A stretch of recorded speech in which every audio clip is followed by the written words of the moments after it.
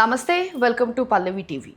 సంవత్సరం మొత్తం బోనాల పండుగ అందరు ఎంత వైభవంగా చేసుకుంటారు అనే విషయం మనందరికీ తెలిసిందే. అట్లనే సంవత్సరం మొత్తం నుంచి కూడా భవిష్యవాణి అమ్మవారు రంగం భవిష్యవాణి చెప్పడము రంగం ద్వారా అది ఎంతోమంది ఎదురు చూస్తుంటారు. సో ఇప్పుడు మన లాల్ దర్వాజా సింహవాహిని ఆలయంలో రేపే బోనాల పండుగ కాబట్టి అట్లా సోమవారం రంగం అనేది ఏర్పాట్లు చేస్తారు. ఆ రంగానికి అయితే ఎరుపుల కుటుంబ సభ్యులు ఇక్కడ అంటే వాళ్ళ కుటుంబం నుంచే ఎవరో ఒకళ్ళు రంగం ఎక్కడం కానీ జరుగుతుంది, భవిష్యవాణి చెప్పడం కానీ జరుగుతుందంట.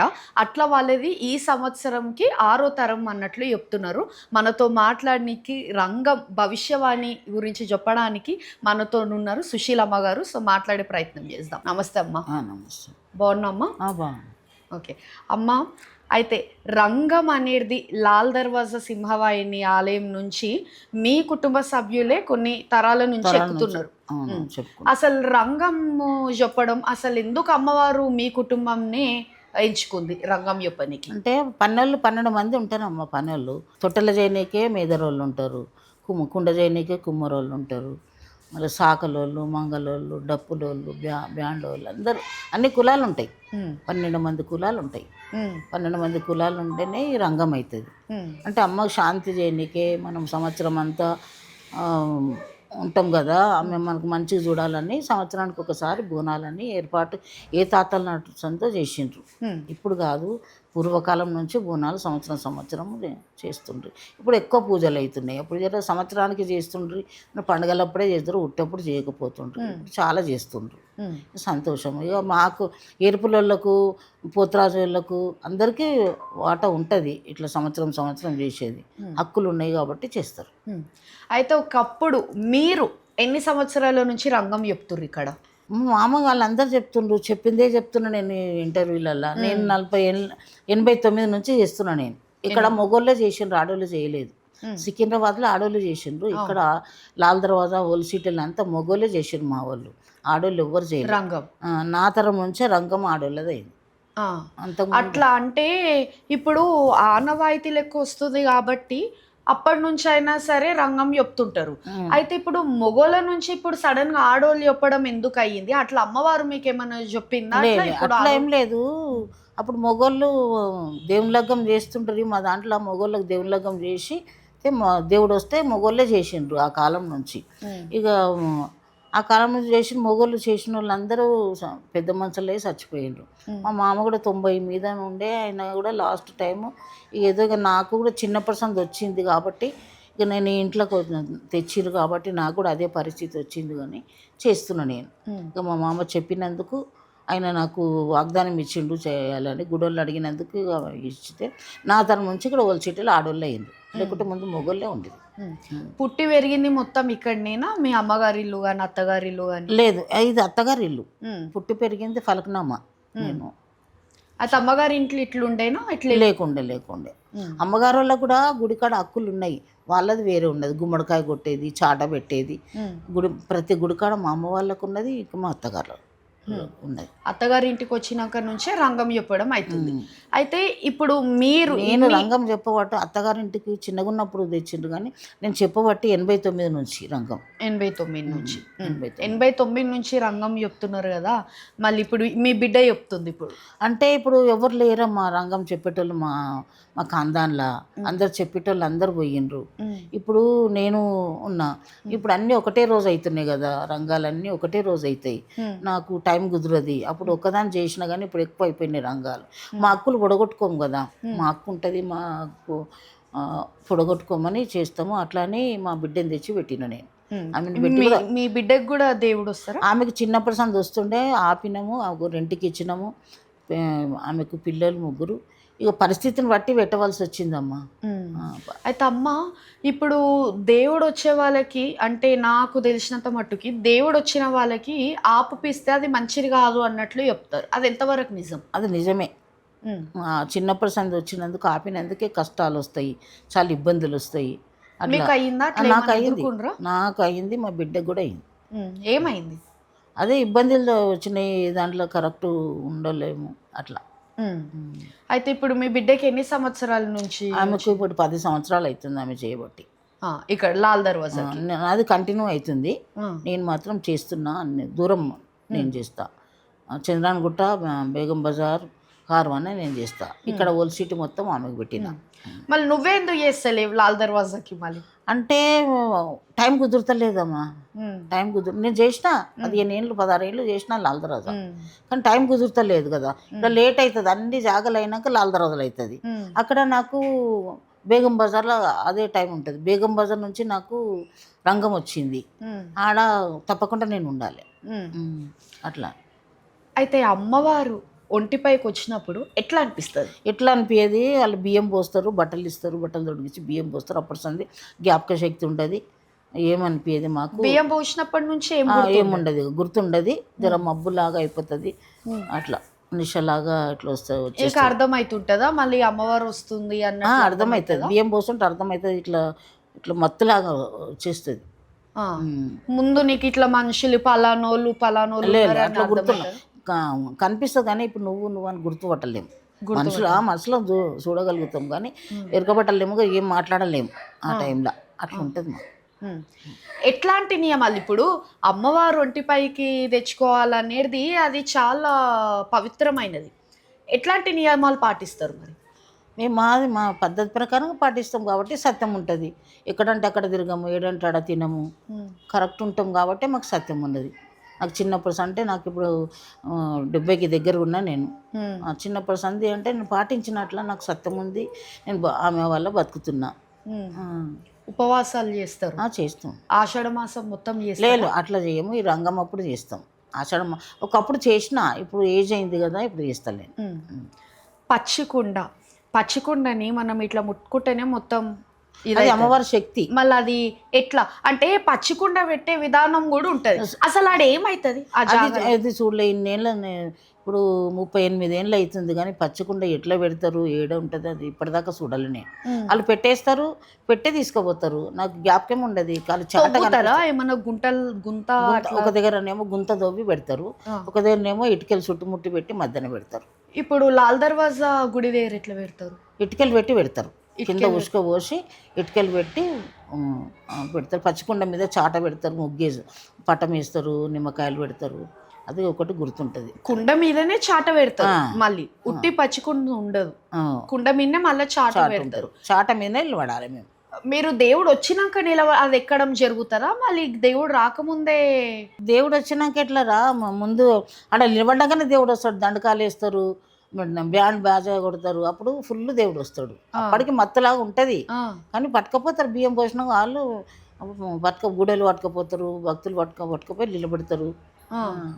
చాట మాత్రం కనిపిస్తుంది మాకు. చాట ఏడ కాలు పెట్టాలి కనిపిస్తుంది. దేవుడు వచ్చినాకనే ఆ కాలు పెట్టడం కూడా అవుతుంది. అది అట్లనే ఉంటుందా? మళ్ళీ మీరు దిగినాక మీకు ఎట్లా అనిపిస్తుంది? అప్పుడు అమ్మవారు పోయినాక మీరు దిగినాక అట్లా జ్ఞాపకం ఉండదమ్మా. ఒక 10 నిమిషాలు ఉండదు, జ్ఞాపకం ఉండదు. అందరు వస్తారు, బొట్టు పెడతారంట. అది తెలియదు, చెప్తే వింటాం కానీ అంత జ్ఞాపకం 10 నిమిషాలు అయితే ఉంటుంది. జరుగుము ఏం చెప్పేది కూడా మీకు తెలియదు. ఉండదు. అయితే చేట్ల అమ్మ నేను చూసిన, అంటే ఉజ్జయిని మహంకాళి గుడిలో కూడా ఇక్కడ కూడా కిన్నెర పట్టుకుంటారు. అసలు కిన్నెర ఎందుకు పట్టుకుంటారు? అది తాతల నాటి నుంచి ఆమెకు కిన్నెర అప్పుడు వాయించేది, ఇట్లా చేయితో వాయిస్తుంటే. ఇప్పుడు వాయిసలకు వాళ్ళు పట్టుకుంటున్నాం ఇప్పుడు. అప్పుడు మా మామకి ఇట్లా కిన్నెరకు ఇట్లా వైర్ ఉంటుండే, ఒకటి తింపేది ఉంటుండే, ఇట్లా ఆ సప్పుడు వినబడుతుండే. అప్పుడు నేను చిన్నగా ఉన్నప్పుడు మా మామ చూసినా వినబడుతుండే, కానీ ఇప్పుడు లేదు, మామూలుగా పట్టుకుంటున్నాం. ఎందుకు అమ్మవారికి ఎందుకంత ఆమెకు ఎందుకు అది తెలియదు నాకు. పూర్వకాలం సంధి ఉన్నది నాకు ఎట్లా తెలుస్తుంది? అట్లనే ఇట్లా చూసుకుంటూ వచ్చినాం, అట్లనే నడిపిస్తున్నాం. కానీ అది ఎందుకు పట్టుకుంటారు ఏందని పెద్దలకి తెలుసు, అమ్మవారికి తెలుసు, మాకు మాత్రం తెలియదు మీకు. అయితే అమ్మ, ఇప్పుడు భవిష్యవాణిలా మీరు అంటే వీడియోలలో చూస్తాం కాబట్టి ఒక చేయితోనే గంట మోగిస్తారు, చెప్పినంతసేపు గంట మోగిస్తారు. ఎందుకు అట్లా? అది అమ్మవారి ఆజ్ఞ.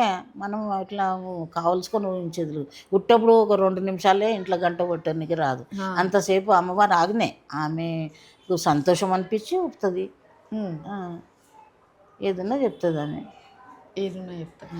ఇంట్లో కూడా మీరు చెప్పడం జరుగుతుందా అట్లా? ఆదివారం మంగళవారం చెప్పడం జరుగుతుంది. ఆదివారం మంగళవారం అట్లా మీకు ఎప్పుడన్నా అంటే అమ్మవారి దీక్షల అమ్మవారి జ్ఞానంతోనే మీరు ఇంతసేపు కూర్చొని ఇట్లా భవిష్యవాణి ప్రతిసారి చెప్తుంటారు కాబట్టి మీకు ఎప్పుడు అమ్మవారు కనిపించిందా? కనిపిస్తుంది. గుడి మీ ఇంటి కనిపిస్తుంది అంటే నిజమైన రూపం ఎవరికి కనిపించదమ్మా. ఇట్లా మొత్తం ఇట్లా బొట్టు పెట్టుకొని ఇట్లా ఇట్లా మామూలు మనిషిలాగా అట్లా కనిపిస్తుంది, మాట్లాడుతుంది. మా శక్తి భక్తి ఎంత ఆమె దయ మీకు అనిపించింది అట్లా ఒకటి ఎన్నోసార్లు రోజు కనిపిస్తుంది. అట్లంటే ఆషాఢంలో కార్తీకంలో రోజు కనిపిస్తుంది.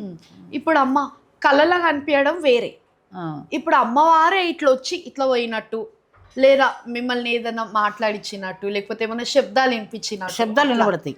ఎట్లాంటి శబ్దాలు వినిపిస్తాయి అంటే పేరు పెట్టి పిలిచినట్టు ఏదన్నా చెప్పేది ఉంటే చెట్టుకుని చెప్తారు. అరే ఎవరన్నా లేచి చూస్తే ఎవరు ఉండరు. అట్లా ఒకటి చెప్తావా మాకు, నీకు ఏమైందనేది ఒకసారి? లేదు, గుర్తు పండుకుంటాం కదా, పండుకున్నప్పుడు 12, 2 లోపల 3 లోపల శబ్దం వినబడుతుంది. అంటే గొంతు మా పిల్లల గొంతులాగా ఉంటుంది. అయ్యో ఎందుకు పిలిచిండు ఇట్లా పిలిచినట్టు సప్పుడు వస్తుంది. బయటకు వచ్చి చూస్తే ఎవరు ఉండరు. అట్లా పోయినావా ఎన్నోసార్లు బయటకి? ఇట్లా పోయి చూసి బయటకి ఏమో మాకు తెలుసు కదా అమ్మవారు వచ్చిందని అర్థమైపోతుంది. ఇప్పుడు అమ్మవారి అలంకరణ ఇప్పుడు మీ దేవుడి రూమ్ లోనే చేస్తారు అన్నట్లు చెప్పిన.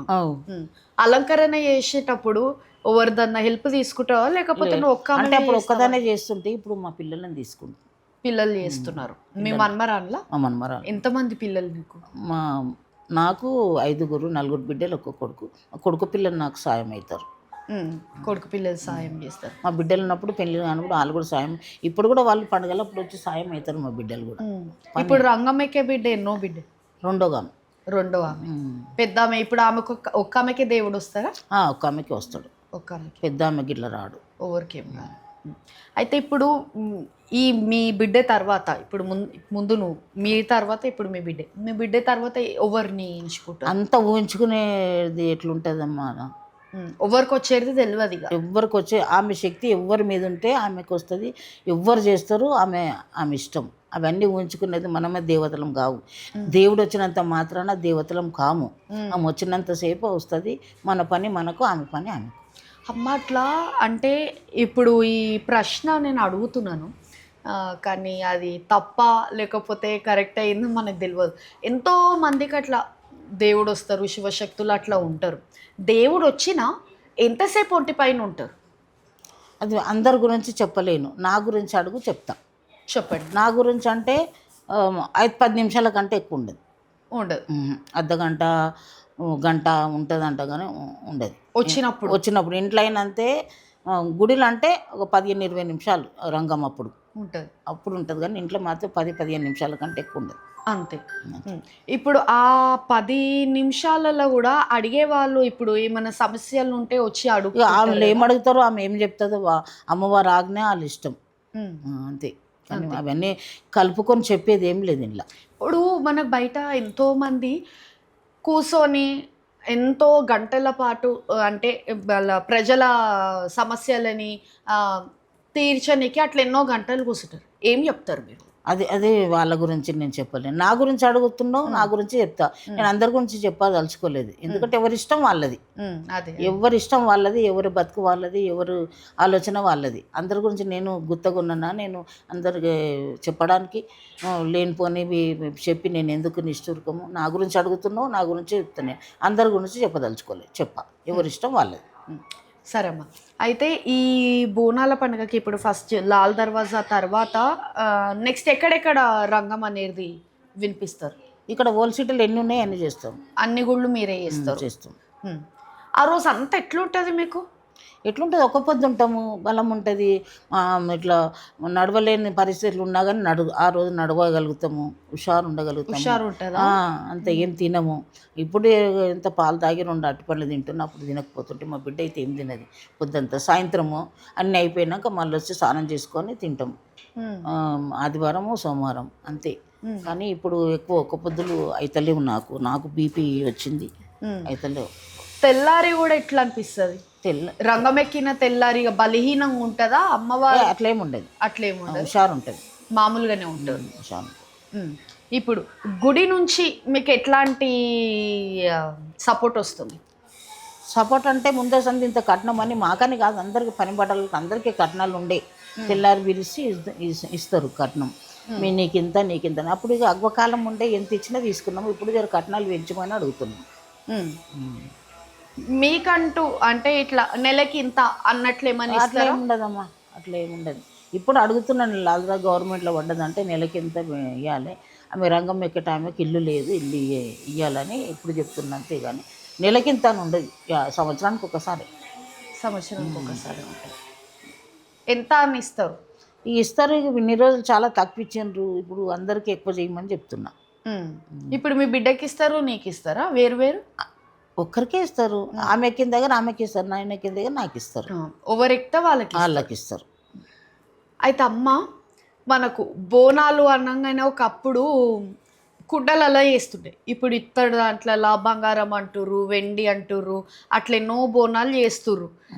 అసలు బోనాలు చేసే కరెక్ట్ పద్ధతి ఏంది? పెద్ద ఆమె కాబట్టి అడుగుతున్నా నేను, రంగం ఎక్కుతారు కాబట్టి. కరెక్టే అంటే నేను చిన్నతనం నుంచి కుండలలో చేస్తుంటారు బోనాలు. కుండలలో చేస్తుండ్రి, మళ్ళీ బోనం సర్వలు కొనుక్కొచ్చి అందులోనే చేసి అది సపరేటే పెడుతుంటారు. ఇప్పుడు ఇక అన్నిట్లో చేస్తుంటారు.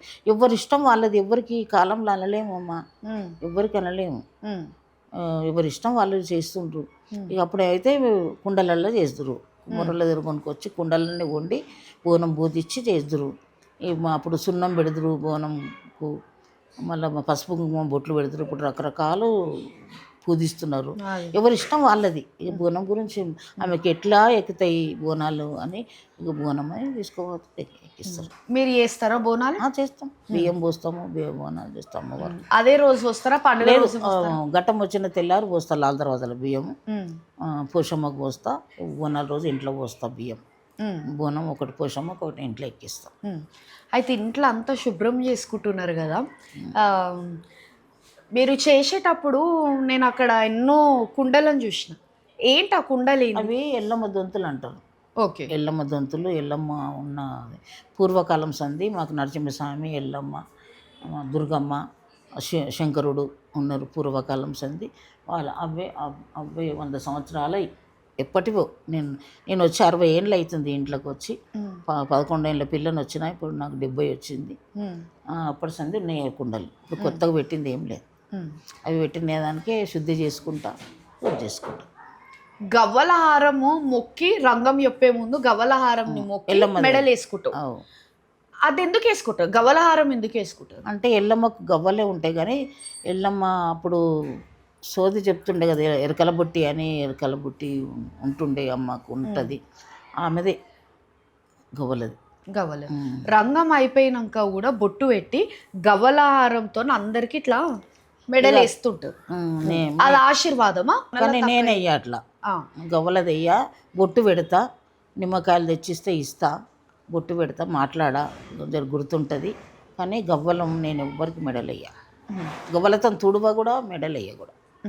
అమ్మ, అయితే మీకు ఇప్పుడు అమ్మవారు వస్తారు కాబట్టి కొన్ని మంత్రాలు కానీ, లేకపోతే పిల్లలకి ఏమైనా డిస్ట్ అయినా, లేకపోతే అవి అమ్మవారు నాకు చదువు లేదు అమ్మ, చదివిపోయాలి. ఆ కాలంలో చదువుకోలేదు నేను.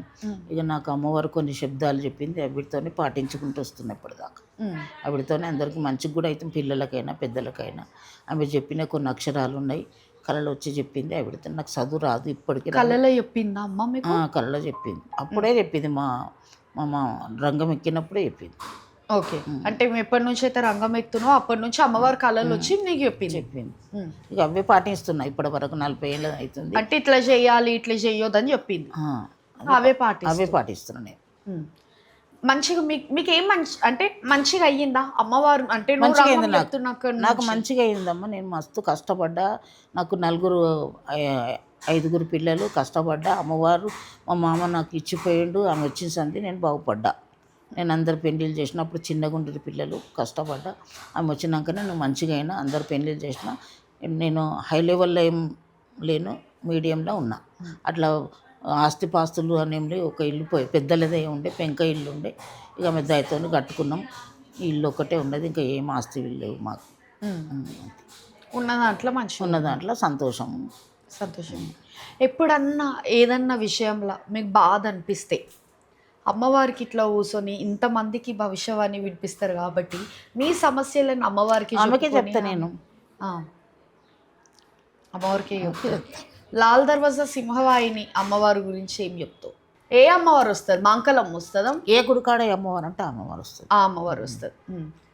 అమ్మ అయితే ఇన్ని సంవత్సరాల నుంచి మీ కుటుంబమే రంగం ఎక్కుతురు కాబట్టి ప్రభుత్వం నుంచి అంటే ఎన్నో వీడియోలలో చూసినాము, అంటే ప్రభుత్వం ఏమి చేస్తలేరు అన్నట్లు అంటే చెప్తున్నారు. మీకు ఏం కావాలి? ప్రైవేటే ఉండే కదమ్మా ఇప్పటిదాకా, గవర్నమెంట్ లేకుండే. ఈసారే గవర్నమెంట్ అని చెప్తారు లాల్ దర్వాజా. అంత గుడోళ్ళే వాళ్ళకి దోషింది ఇచ్చిండ్రు. ఇచ్చిండ్రు, అందులోనే గడిచింది మంచినే.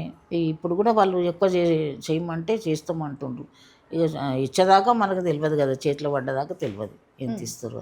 చాలా తక్కువ ఇస్తారు అప్పుడు.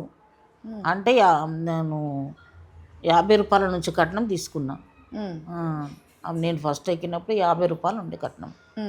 ఆడికెళ్ళి 200, 300, 500, 1000 రూపాయలు అట్లా అయినాయి.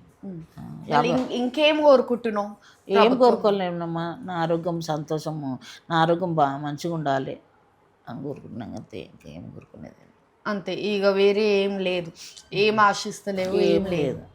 అమ్మవారి దయతోని ఆరోగ్యం మంచిగా ఉంటే చాలు. ఆమె ఆశతోనే బతుకుతున్నా, ఆమె అనుగ్రహంలోనే ఉన్నా నేను అంతే. అయితే ప్రజలకి ఏం చెప్తావు?